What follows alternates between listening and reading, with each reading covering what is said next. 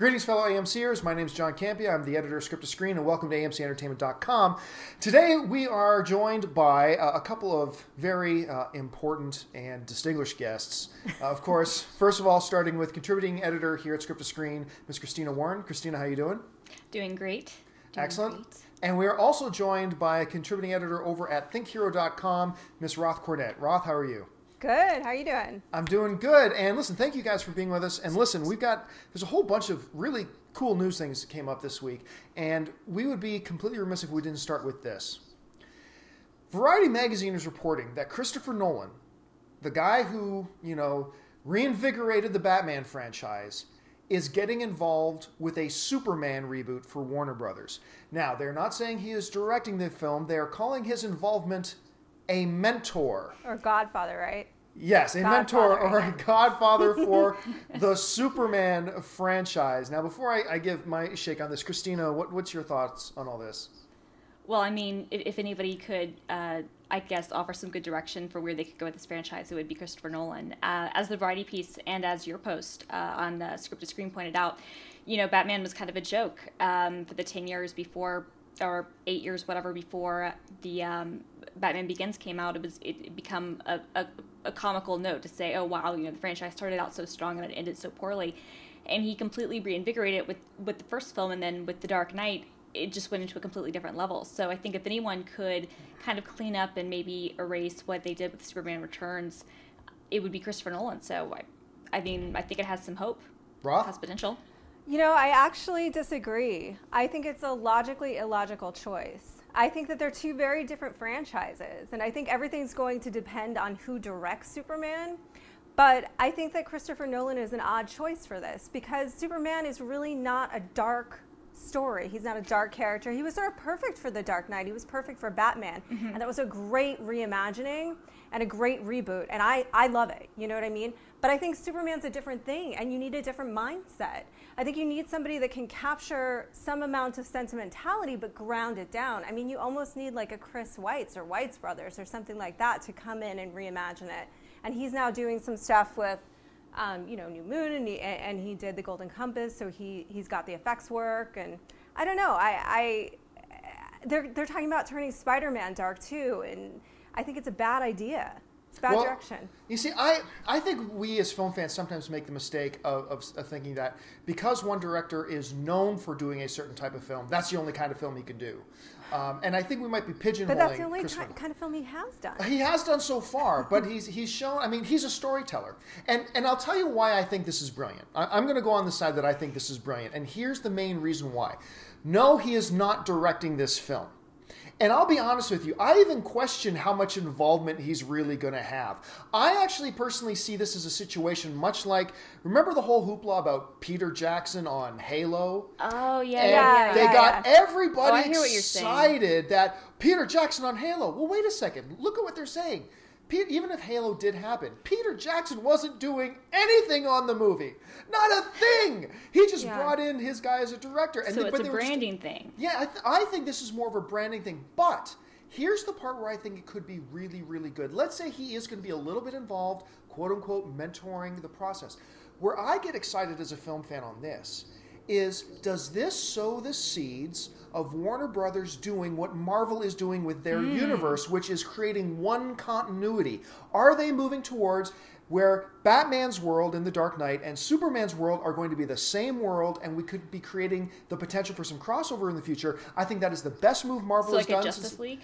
Well, even if they don't go to the extent of a Justice League, even having them inhabit the same world, I think is a big step forward. Idea. I think really? That yes. I think they inhabit very different worlds. I think that they represent very different things to us in terms of their mythology. I think that we don't always need to be in a dark, gritty Gotham. I like that Superman is American Pie. You know what I mean? He has hope. That. Yeah, and Spider-Man is lighter too. But doesn't that add to the genius of this? I mean, it's just because, Superman doesn't inhabit a different world. I think the genius about the dichotomy of Superman and Batman is the fact that in the comics they do inhabit the same world, and their differences are just highlighted that way. That the way each of them It's not that each of them lives in a different world. They live in the same world, but each of them has a very different view of that world and a very different way in which they approach it. And I think, personally, that's what makes the characters so interesting and kind of why I think it would be fantastic to see them together. So let's just go with this. For now, we're saying that Christina and myself think this is great. Roth, you're a little on the iffy side. You know, it could be. I think Chris Nolan is brilliant, and I think it could totally surprise me. But right now, I'm like very thumbs down. I think they're very different flavors, and I sort of like them that way. But let's keep in mind also that much like the Peter Jackson thing, Christopher Nolan is not directing this film. Yeah, I don't know who is. Probably more. No, they haven't announced it. Probably more as a consultant. But let's move on from there. This is an interesting piece of news that I got today. One of the things that has become like a summer movie tradition has been that every year there is a Pixar film, generally the best films of the year. A Pixar film comes out in the summer.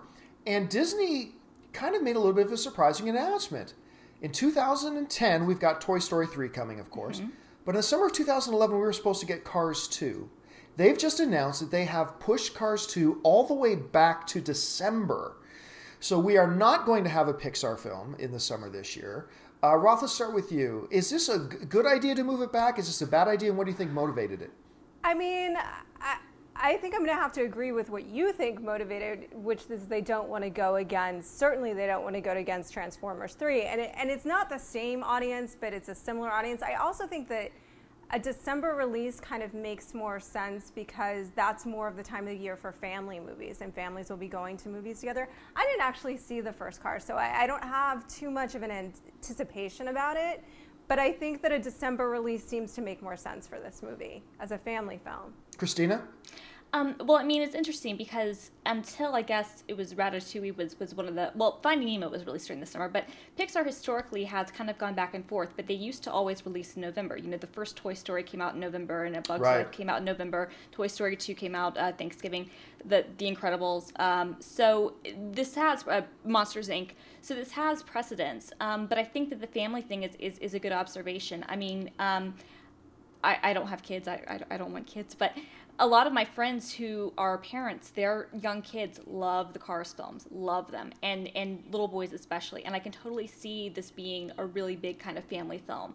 I think that the longevity of the franchise has surprised me anyway, to see how much it still is popular and is kind of carried on. So I think that they probably don't want to go against Transformers, which makes sense.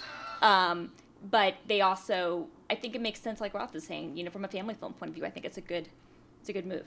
Yeah, I mean, let's face it. The summer, especially the summer of 2011, is looking stacked. Stacked with huge films. But I'm going to give you one word, and this is just my opinion here. I'm going to give you a one-word explanation about why Disney and Pixar have moved this film to December.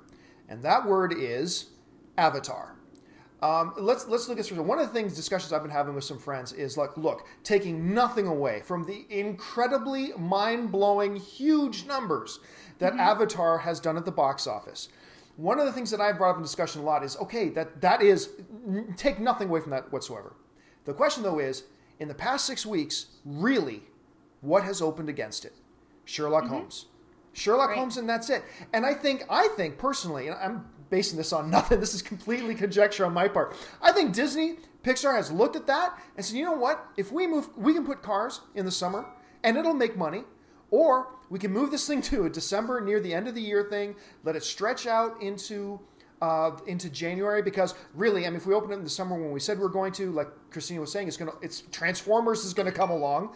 I think that is one of the Harry Potter, tons of things.